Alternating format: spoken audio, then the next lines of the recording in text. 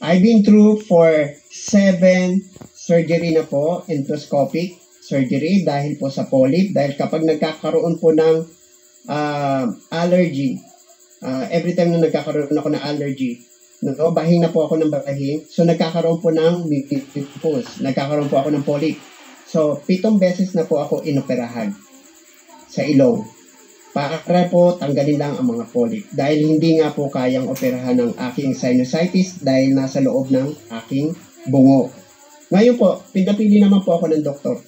Sabi sa akin ng doktor, pwede namang opera ng sinusitis mo, pero mataas ang tsansa na mabulag ka. Sino naman po ang papayag nun?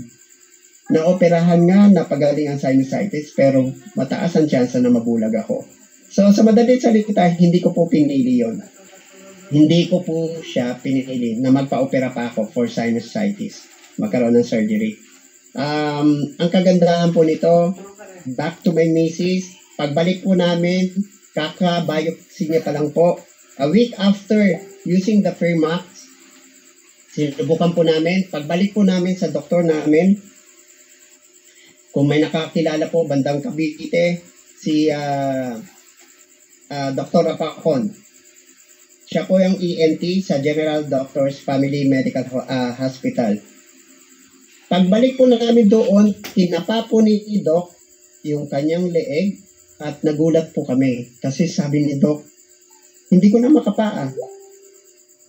Just for 1 week applying the Firmax 3. So sige, sabi ko, medyo ano pa rin ako, medyo slight convince lang, pero hindi pa masyado.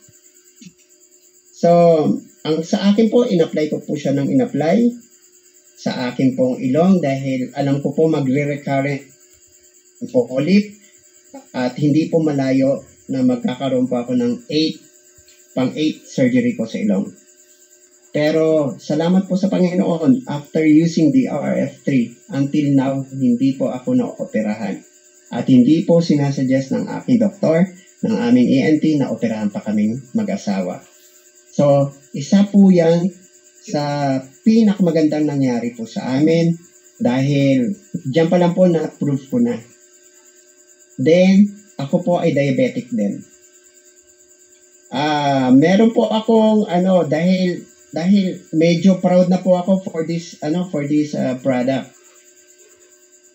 Ngayon po nag-start na po ako mag-alok sa mga kamag-anak, malapit na mga kaibigan. Meron po akong inalok na kapatid ng mayor. At nung inalok ko po siya, first time kong sinubukan dahil ako po sinusubukan ko na eh. Once na naglalagay po ako sa pulses at saka sa akin po sa bandang pancreas.